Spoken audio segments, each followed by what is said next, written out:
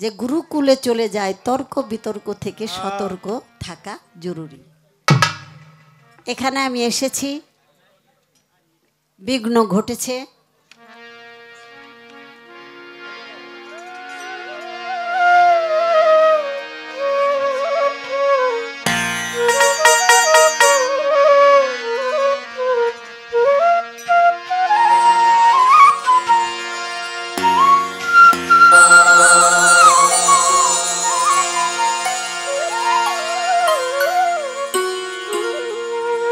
আসলে আমার সিদ্দিক বাবাজি আসলেই একজন সঠিক গুরুর স্বভাব তার মধ্যে আমি পাইছি, আজকে পাইছি পরিপূর্ণভাবে। এই যে সবাই বলতেছে বয়তি কই বয়তি কই বয়তি কই, এই যে সবার একটা মানে অভিযোগ, একটু সে বিরক্ত হয় নাই, শুধু ফোন দিয়ে কইছে মা আপনি কোথায়। আমি বলছি বাবা আমি তো ফেসাদে পড়ে গেছি, এত দূর আইসা চন্দ্রার কাছে আইসা এখন দেখি রাস্তা বুঝাই মিলিটারি, ওখানে আন্দোলন চলতেছে, বাতি বাতি কিছু নাই, খালি মিলিটারি দেখা যায়, তারা শুধু গাড়ি ঘুরে দিচ্ছে। বলে মা আসেন আস্তে আস্তে আসেন। তারপর আমাকে কোনো প্যারা দেয় নাই, কারণ আমার তো একটা দায়িত্ব, যে যেই দায়িত্ব পায় সেই দায়িত্বর প্রতি যদি সে গুরুত্ব না দেয় তাহলে তার তো পদস্খলন, তার তো ডিমোশন হয়, সে প্রমোশন পায় না। যার যে কর্মটাই থাক, কর্ম সবচেয়ে বড় বাবা, কর্ম কখনো কেউ ছোট করে দেখতে নাই। তাই আমি এই জন্য এত ভালো লাগছে, এত খুশি লাগছে যে আজকে সত্যিকার অর্থে গুরুজন যেমন হওয়া দরকার, আজকে আমি আমার সিদ্দিক বাবাজির মধ্যে সেই স্বভাবটা আমি পেয়েছি। আর আপনারা গুরুকুলের মানুষ, গুরুর জগতের মানুষ, টাঙ্গাইল মানুষ, তারা আসলেই গুরু ভক্ত এবং আধ্যাত্মিক জ্ঞানের আলোকিত মানুষ। লেখাপড়া ধন দৌলত থাকলেই কিন্তু তারা আলোকিত মানুষ হতে পারে না। যার অন্তরের মধ্যে সরলতা নাই, স্বচ্ছতা নাই, স্নিগ্ধতা নাই, যার অন্তরের মধ্যে পবিত্রতা নাই, তার অন্তরের মধ্যে আল্লাহ রসুলের প্রেম নাই, সে কখনো যত ধনী হোক না কেন সে কখনো আল্লাহর প্রিয় হতে পারে না। হ্যাঁ আমি প্রশ্ন করব না, শুধু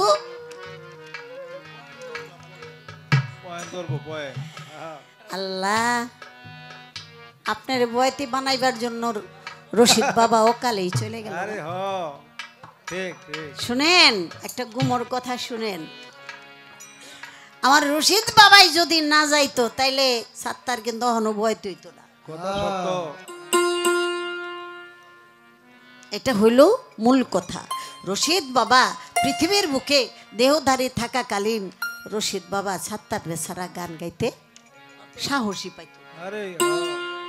এই যে খাতাটা নিয়ে খালি বৈশা থাকতো পটপট পটপট করে চুম্বুকের মতো বইলা দিত। বহুত দুহারি আর বহুত সাথী দেখছি, কিন্তু এই সাত্তার সরকারের মতো এরকম নিঃস্বার্থ প্রেমিক এবং ভালোবাসার মানুষ জগতে গুরুর দরবারে কমই পায়। এটাই তো গুরুর প্রদীপ, গুরুর প্রদীপ, গুরুর প্রদীপ ধারণ করেছে। এর জন্য আজকে সারা বাংলাদেশে তাকে রশিদ সরকারের টুকুপি,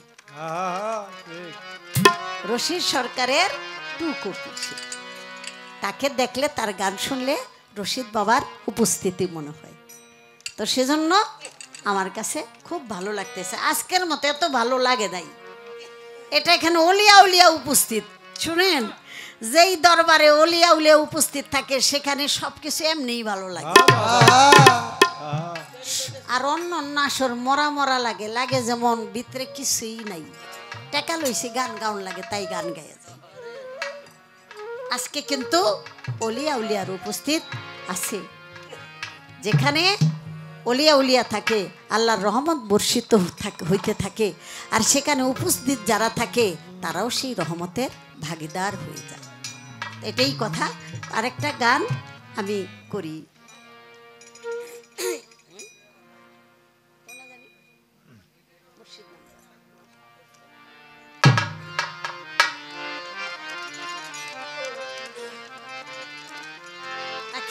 জবাবগুলি আগে দিয়া লই, কথায় না একটু সুরের মধ্যে যাই।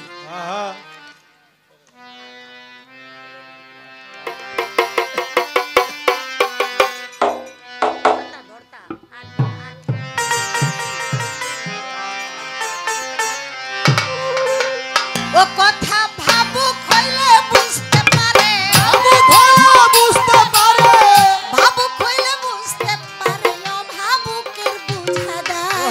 প্রেমময় প্রেম সাগরে প্রেমের মানুষ ভেসে যায়, প্রেমময় প্রেম সাগরে প্রেমের মানুষ ভেসে যায়। কথা ভাবুক হইলে বুঝতে পারে, বুঝতে পারে, ভাবুকের বুঝা দেয়।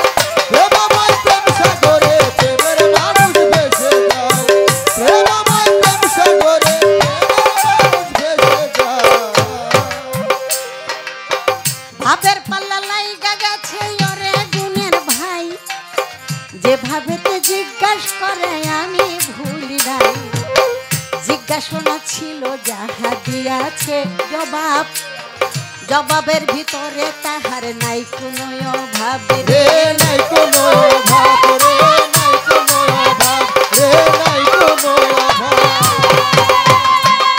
এইবার আমার কাছে বলে গেছে, আমার কাছে বলে গেছে, আমার কাছে বলে গেছে, বলবে বিবি আলে প্রেমময় প্রেম সাগরে প্রেমের মানুষ ভেসে যায়, প্রেমময় প্রেম সাগরে প্রেমের মানুষ ভেসে যায়।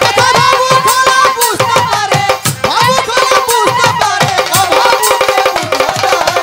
প্রেমময় প্রেম সাগরে প্রেমের মানুষ ভেসে যায়, প্রেমময় প্রেম সাগরে প্রেমের মানুষ ভেসে যায়। বলে গেল আসরেতে সাত্তার সরকার, এই কথাটা বলবোই আমি, বলিবার দরকার। একটুখানি কাউন্টার যদি না দেই আমি, তাহলে হয়ে যাব মহা আসামি। এই কথাটা কেন বলল তাহার মানে কি, এই কারণে কথাখানা তুলে ধরতেছি। দয়াল নবী বাসারি আকার, সে যে এলো দুনিয়ায় 63 বছর বয়সে, চলি আসে যায় রে, চলি আসে যায় রে, চলি আসে যায় রে, চলি আসে যায়। কই গেছে, চইলা যে গেল, কই গেল, বর্তমানে কই আছে? আরে বাবা, সে আবার চইলা যায় কেমনে? সে যদি যায় তাহলে আমরা আছি কেমনে? কথা সত্য। বললেন 63, আপনি বলেন তো 90 বছর হায়াত পেয়ে দয়াল নবী দুনিয়ার মধ্যে এলেন হায়াত নিয়ে, 90 নেওয়ার মানে কি? আর এখানে 90 বছর হায়াত থাকার পরে সেখানেও 27 বছর আগেই চলে গেলেন। একটা কথার মীমাংসা দিতেই তো 7 দিন চলে যায়। কোনাকাঞ্চি মাইরা বিশ্লেষণ কইরা রূপ দর্শন সব কিছু করে আপনি কিন্তু নিজেই বলছেন যে সে চইলা গেছে। এই জন্য আমার কথাটা, সে চইলা কই গেল, সে আবার চইলা যায়। ওরে বললে কথা লাগবে ভালো, শুনিবে সকলে, অন্তরটা ভরে যাবে এই কথা শুনিলে, এই কথা শুনিলে, এই কথা শুনিলে। ওরে আর এক কথা বইলা কি কইল আমার নবী মালাকি, বলছে না মালাকি? মালাকি শব্দের অর্থ কি? মালাকি তো ফেরেশতা। বাবা বুড়া আমি হয়ে গেছে গা, মাথা এত নষ্ট হয়ে গেছে গা। মালাকি মানে তো ফেরেশতা। তাহলে সে যদি ফেরেশতা কুলে চলে যায় তাহলে ফেরেশতা তো রসুল বা আদমের উপরে না, ফেরেশতা তো হলো হুকুমের দাস। সেই কুলে আবার দয়াল নবী যাবে, এটার কারণটা কি? আপনি বলেছেন মালাকি অবস্থা উপস্থিত থাকে, যেমন আসে কানের মঞ্চে আবার ওয়াজের মঞ্চে, যে চলে যায় সে আবার উপস্থিত থাকে কিভাবে? এখানেও কিছু কথা রেখে গেলাম, নোট করে রাখেন, সুযোগ সুবিধা হইলে আরেকজনকে ধরবেন, আবার নিজেও তার মীমাংসা করবেন। হ্যাঁ বাবা, ঠিক ঠিক। আমরা আর কয়দিন, আপনারাই তো অনেক দিন। আমাদের হলো যাওয়ার পালা, আপনাদের হলো গাওয়ার পালা। হ্যাঁ, আপনারা যুবক, আপনাদের এখন যৌবন। যৌবন মানে পরিপূর্ণ রসের সময়, এজন্য রস থাকতে বশ করতে হয়, রস শুকায় গেলে করে খসখস।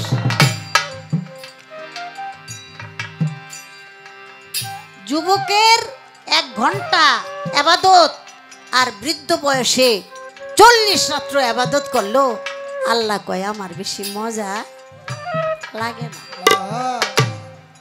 কারণ তুমি ত্যাগী হও নাই।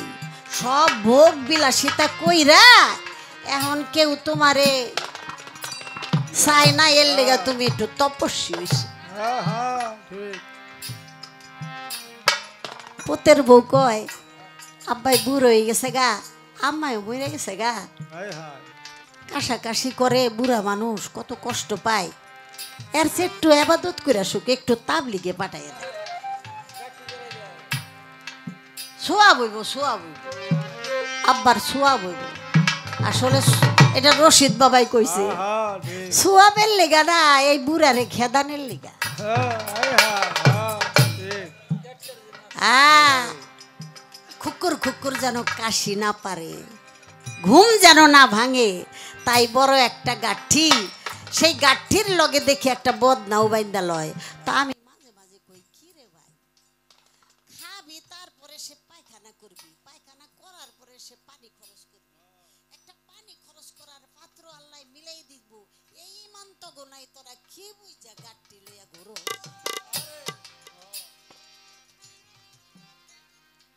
মনের দুঃখ মনে রাখি, কম যারা কারোর আমগো তো দেখতে পারে না, যারে দেখতে নারী তার চলন বাঁকা হয়। কি মান? আরে মানুষ সেবা ছাড়া আর কোনো ইবাদত বন্দিগি নাই। সৃষ্টির সেবা করার জন্য বলছি, সৃষ্টির সেবা। আশরাফুল মাকলুকাত, সর্বশ্রেষ্ঠ জীব হলো ইনসান। ইনসান তুমি বিচার করে চলো। এই যে কুকুরের একটা কথা বলছেন, একটা কুকুর, সেও কিন্তু ছিল, তবে সে কর্মে দোষে আসামের কাঠগড়ায় এখন কুকুর বেশি। আমি আলেয়া, আমারই আরেকটা রূপ কুকুরের। আমি আমার সম্মানের জীবন পেয়ে আমি আমার ইজ্জতকে হেফাজত করতে পারি নাই। আমি যত্রতত্র কুকুর বিড়ালের মতো, পশুর মতো যত্রতত্র উলঙ্গ হয়েছি, যেখানে সেখানে কামনা বাসনা পূরণ করেছি, একজনকে উলঙ্গ করেছি, আমারটা দেখাইছি, অতএব আমাকে আল্লাহ তাআলা এই জন্য পাঠাই না। এটা ক্ষণিকের সুখ ভোগ করার জন্য, পশুত্ব নিবারণ করার জন্য আল্লাহ তাআলা পশুত্বকে, এই পশুর স্বাদ মিটাবার জন্য আমাকে শ্রেষ্ঠ করে নাই। তাই আল্লাহ বলে আমি তোমাকে দিয়েছি সম্মানের জীবন, ইজ্জতের জীবন, পর্দার জীবন, তাই তুমি সেই জীবনটাকে সেভাবে চালাও নাই। তুমি যত্রতত্র খুলে ফেলেছো, একবারও ভাবো নাই আমি দেখতেছি, আমি তোমার দিক চাই। কত লজ্জা! এর চেয়ে লজ্জার কিছু হতে পারে না বাবা, কত লজ্জা! তাই আল্লাহ বলেন তুমি যখন উলঙ্গ হইতে পছন্দ করো, তাহলে আগামীতে তোমাকে উলঙ্গ করে পাঠাবো। যে পশু দেখি এরা কারা? আমার মতো আলেয়া।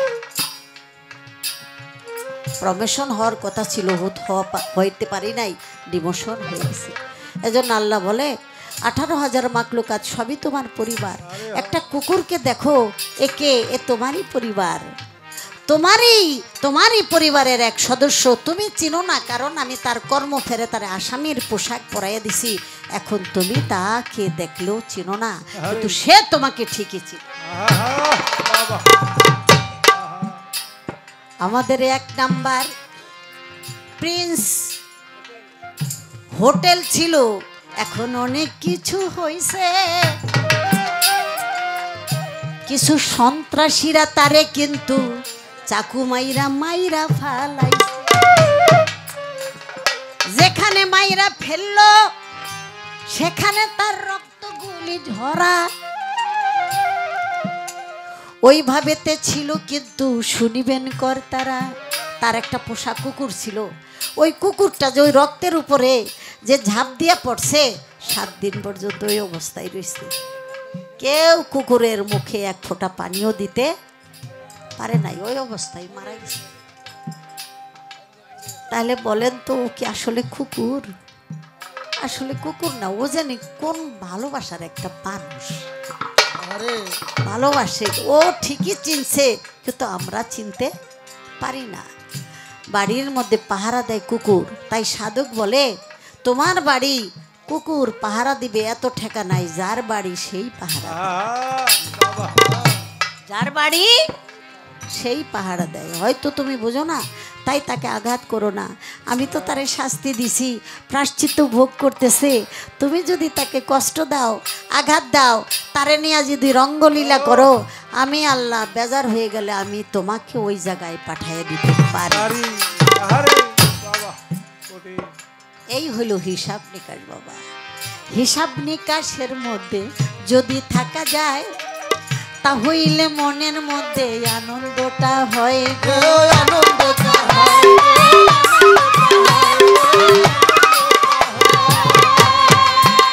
এইবার আমার কাছে জিজ্ঞাসা করে বলবো আমি,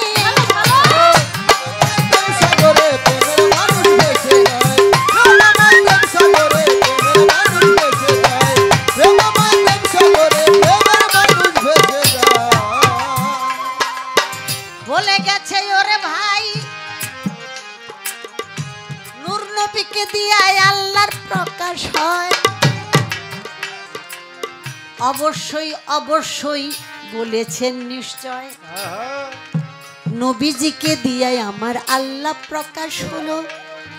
সবার আগে যে সৃষ্টি, তারে কেন সবার শেষে পাঠাই।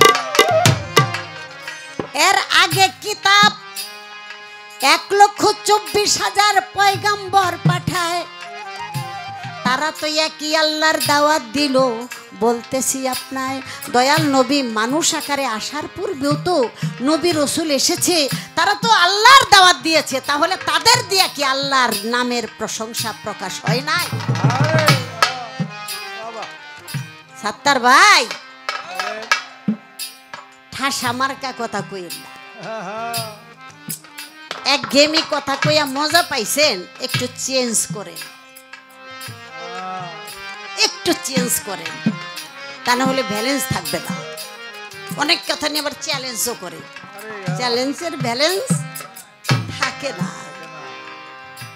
এবার বলবো আসরেতে আপনি জিজ্ঞাসা করছেন, যা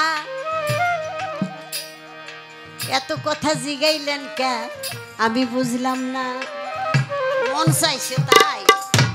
আচ্ছা জিরায় ওই যে নৌকা ভাই বাপে পোলারে কয়, বাবা একটু লগ্গিটা ধর, আমি একটু জিরাই। পোলায় কোথায় যা বাবা, কই দিন তুমি বাঁচপা, বাইয়াই যাও, এরপরে তো আমি বাবু। বাপে একটু রাগ হয়েছে, আমার দুঃখটা বুঝলি না। সামনে নৌকাটা থামাইয়া 1 কেজি মিষ্টি লইছে বাজারেতে, লইয়া টব্বর করে খাইতেছে। একটা বাকি পোলাই গিয়া কয়, বাবা আমারে দিবা না? ও বাজান, আপনি কয় দিন বাসুম বাজান, খাইয়া মরি।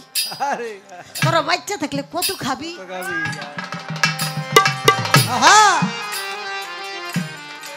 এই কামগুলি করবো, এই পদ হইতেছে। মাটি আনতে গেল,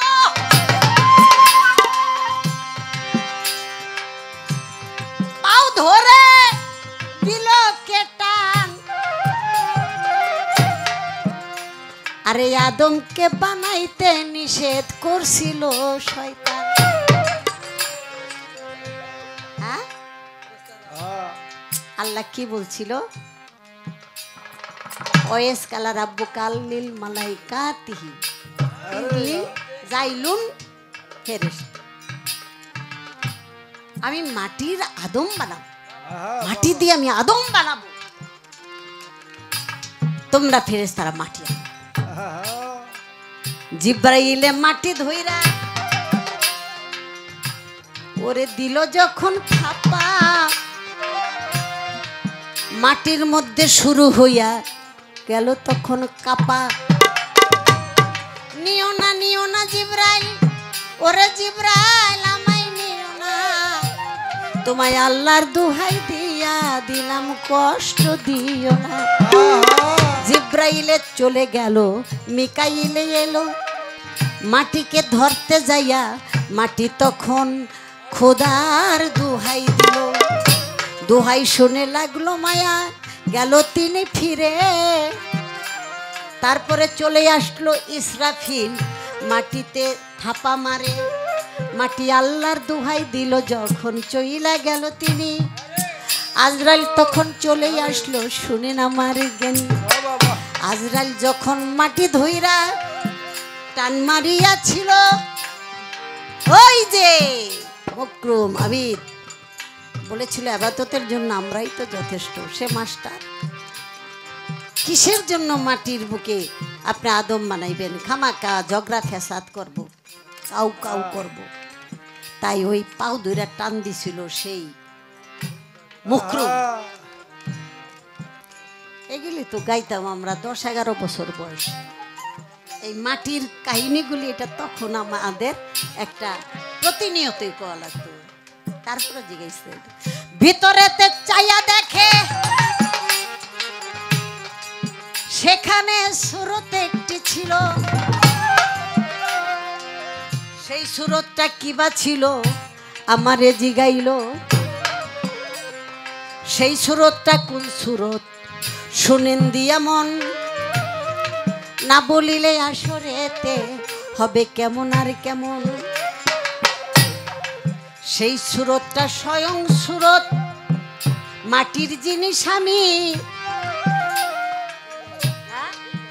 হিল্লল, নাম ছিল তার হিল্লল, সবাই তাহা চিনি। এটা কেতাবের মধ্যে এই বর্ণনা আছে। হিল্লল সে পানিময়, পানি আকার। মাটি যখন পিপাসায় কাতর হয় তখন তার বুকে বিন্দু পানি ছুটে আসে, তখন মাটির বুক শীতল হয়ে যায়। তাই সেখানে রূপ দেখেছিল জগৎ স্বামী, নাম ধারণ ছিল হিল্লল। তাকে দেখে মাটি থাপা দিল। মাটি বলে আল্লাহর দোহাই আজরাইল আমাকে নিও না। আজরাইল বলে তুমি যার দোহাই দিছো আমি তার আদেশ নিয়ে আসছি। মাটি বলে আমি গর্ববতী। গর্বে কে? আরে গর্বেই তো আদম। কয় গর্বটা বানাইছে কেডা? আল্লাহ। আল্লাহ গর্ব কম বানাইতে পারে? মনে করছে কে না কে বানাইছে। ওই গর্বটার সন্তানই হইলাম আমরা, আদম সন্তান। মাটি বলল ওরে আজরাইল গো, তুমি আল্লাহরে জিগাও, আমার বুকটা খালি হইয়া যাবে যখন হইবে বড় ঘাম। সারা জনম থাকবো কি আর খালি বুকটা লইয়া? কোনদিন পূরণ হবে কি না দিবে আমার আল্লাহ মালিক। ওই আমার আল্লাহ তখন বলে দিল, আল্লাহ তখন বলে দিল আমার সাগরে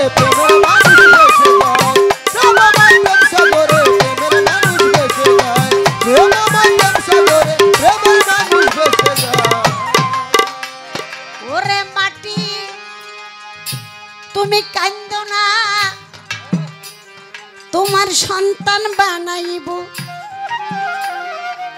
আয়ুষ্কাল শেষ হইয়া গেলে তারে তোমার বুকে আবার রাখি বাবা, তার সন্তানকে আবার তার বুকেই, তোমার ধন তোমার বুকেই দিয়ে দেব। একটা কথা বলি বাবা, রাগ করেন না, দুনিয়ার মধ্যে আর যাই করেন মাটির সাথে বেইমানি করেন না, বুঝাইতে পারছি? অর্থাৎ শরীর ঠকাইয়েন না, হক ঠকাইয়েন না। সম্পত্তির অভাব নাই, আপনার বোনকে কেন ঠকান? আপনার বাবার ঘরে আপনিও জন্ম নিছেন, বইনেও তো জন্ম নিছে, কেন তার সাথে প্রতারণা করেন? কয়দিনের জমি, কয়দিনের জায়গা, কয়দিন থাকবেন, কয়দিন খাইবেন? বইনে যদি প্রাণ খুলে দোয়া করে, বোনের দেন আর না দেন, ভাইয়ের দুঃখের কথা শুনলে সবার আগে আইয়া জোরের বাইরে, ও ভাই, ভাই আমরা এক মায়ের পেটের সন্তান, ভাই বড় করে একটা দোয়া করে বোন। কেন দুনিয়াদারি সম্পত্তি সম্পর্ক আরো টাইট করব, এটা ছিন্ন করবে কেন? কি রে ভাই, কোটি কোটি টাকা আছে, আমার ভাই বোন আত্মীয় স্বজন প্রতিবেশী সবাই তো আমার পরিবার বর্গ। আল্লাহ বলেছে পৃথিবীর বুকে তোমরা সবাই পরিবার বর্গ, কেউ তোমরা পর, সবাই আপনজন, সবাই এক মাটি থেকে তৈয়ার।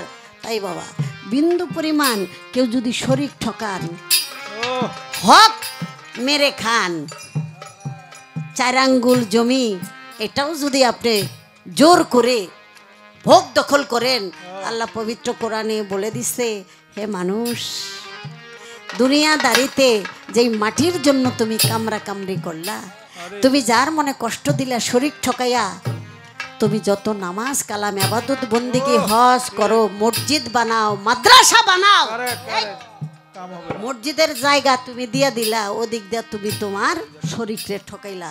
তোমার কাছে কি আল্লাহ মসজিদের টাকার ঠেকা? সার কইয়া তোমারে সামনে ডাক দেয়, তুমি এসি দিছো, এই টাইলস দিছো, এটা দিছো, এটা দিছো, কে আল্লাহ কি দিতে খুশি? এগুলি তো তুমি মানুষের কাছে বড় মানুষ হওয়ার জন্য, ইবাদতকারী হওয়ার জন্য, নাম করার জন্য। আল্লাহ বলেছে সমাজকে দেখাবার জন্য, সমাজে বড় হওয়ার জন্য, নাম করার জন্য, সামাজিকতা, আনুষ্ঠানিকতা, ইবাদত বন্দেগী যারা করে তারা বেশিরভাগই হলো মুনাফিক। মুনাফিকেরাই বেশি লৌকিকতা এবং লোক দেখানো এই ইবাদত বন্দেগী।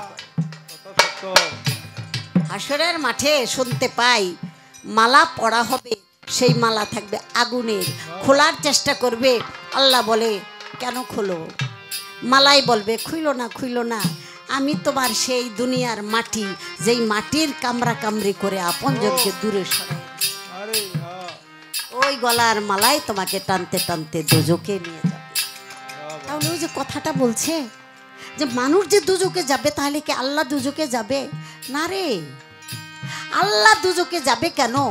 তোমাকে কর্ম করে এই রূপের হেফাজত করতে বলছে, এই ইনসানিয়াতের হেফাজত করতে বলছে, কিন্তু তুমি হেফাজত করতে পারো নাই, তুমি হয়ে গেছো জালিম, তুমি হয়ে গেছো পশু, তোমাকে পশুর রূপেই জাহান্নামে নেবে।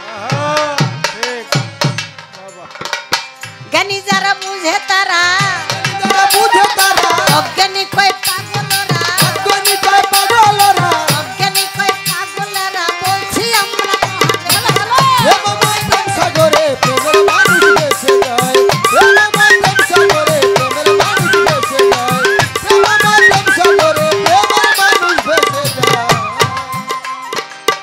বইনের কথা বললাম সাত্তার ভাই, বাপ হইয়া মেয়েরে ঠকায়, আছে না? বাপ কোলের কলঙ্ক, ও কোনো মানুষটা আগেই পোলার নামে সম্পত্তি লেখা দিয়ে দেয়,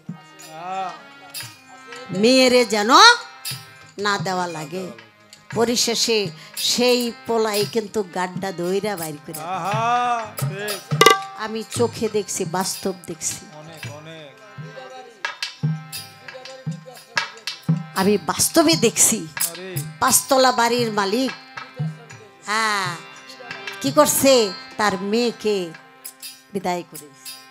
স্বামীর ঘর থেকে কষ্টে আছে, বাবা আবার একটা রুম দেন। কয় কি এর রুম দিব, বেজাল, যা পরে দখল করে বইয়ে থাকবি।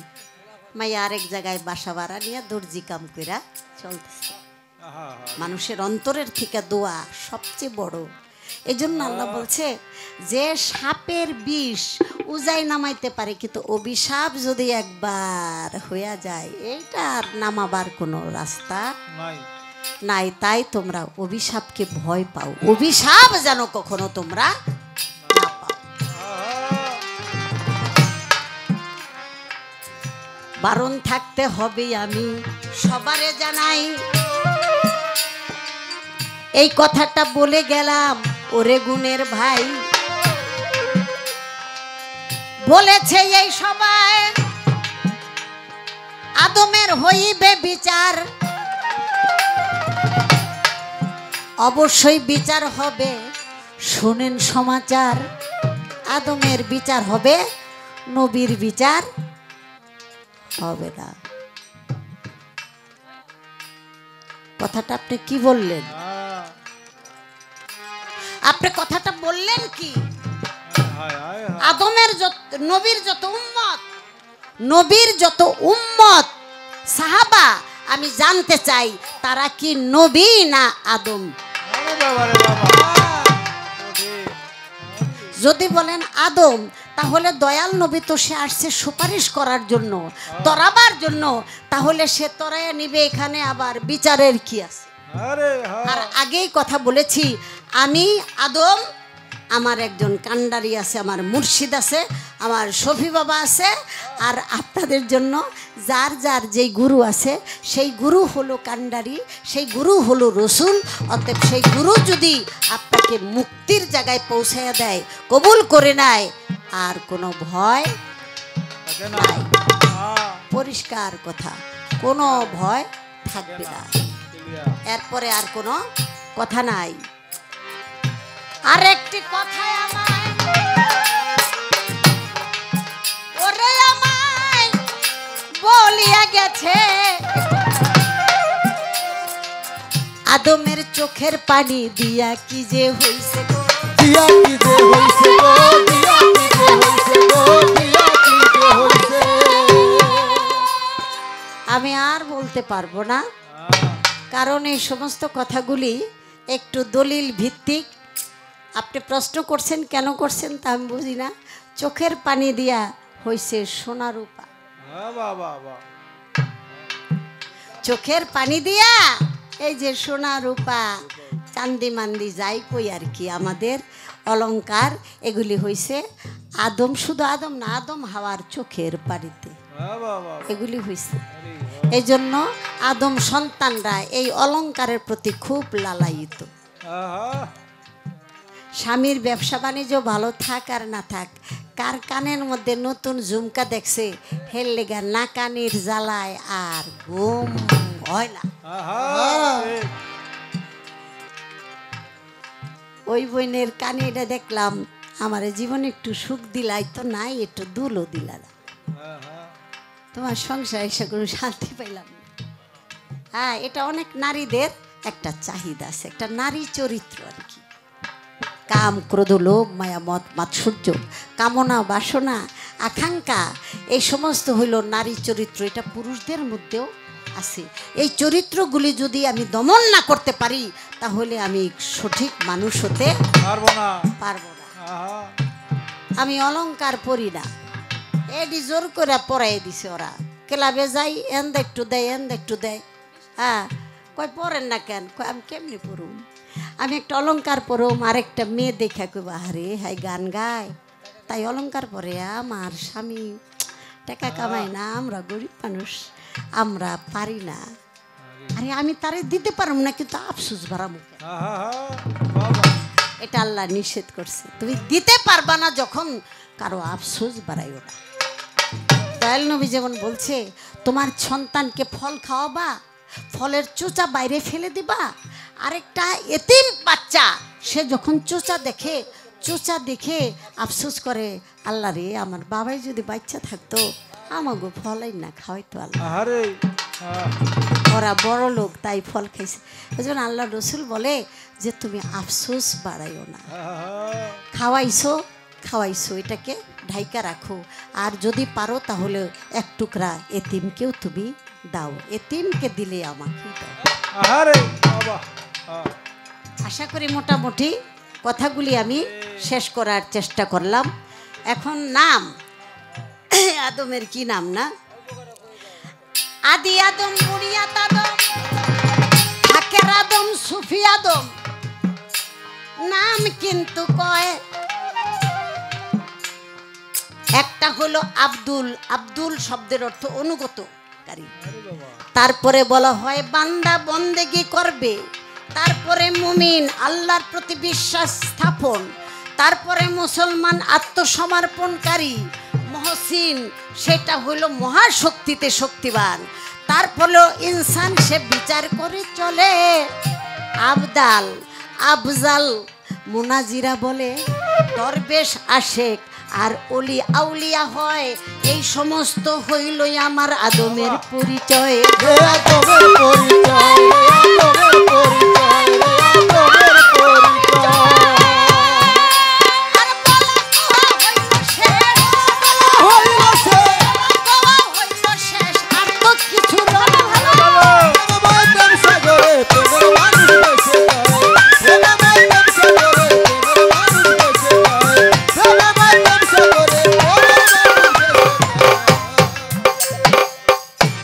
আমার রশিদ বাবার ছোট্ট একটা গান এখন আমি শোনাবার চেষ্টা করব।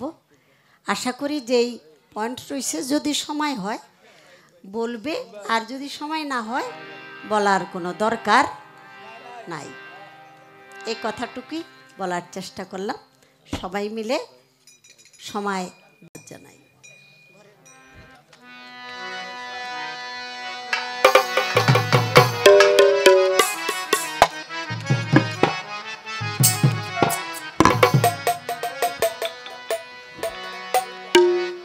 ঘরের মাল সব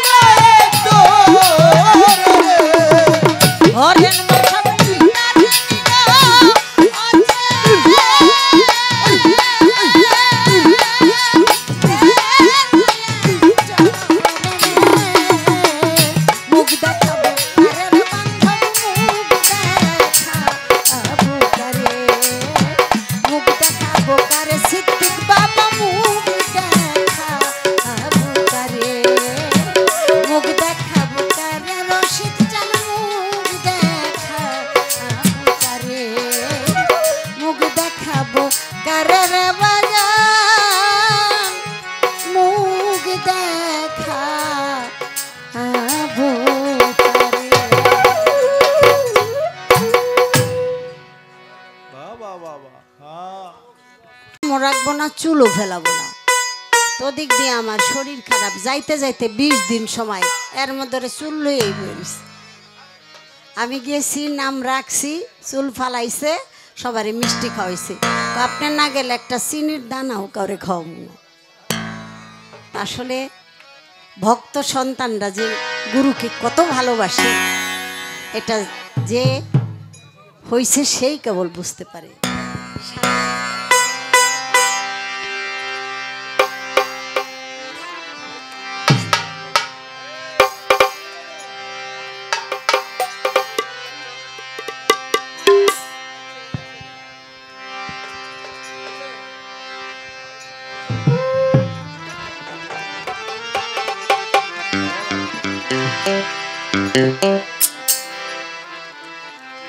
মালা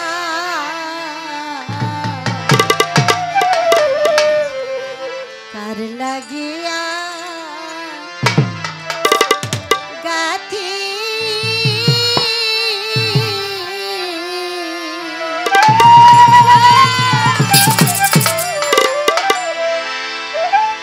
অজানা এক নদীর সঙ্গে আমি হারায়া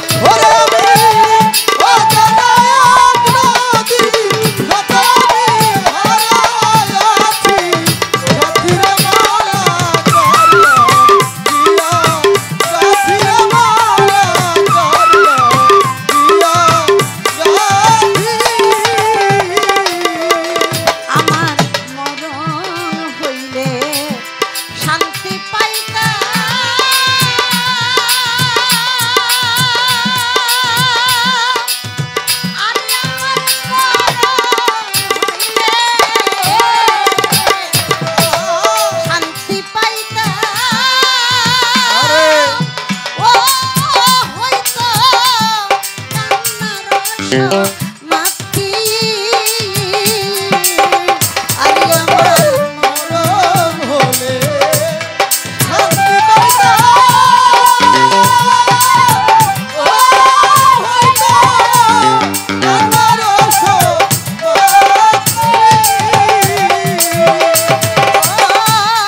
আলোর চিচক কাঁদতে কাঁদতে এখন চোখে মায়া জ্যোতি মালা কারলা গিয়া গাথির মালা কারলা গিয়া গাথি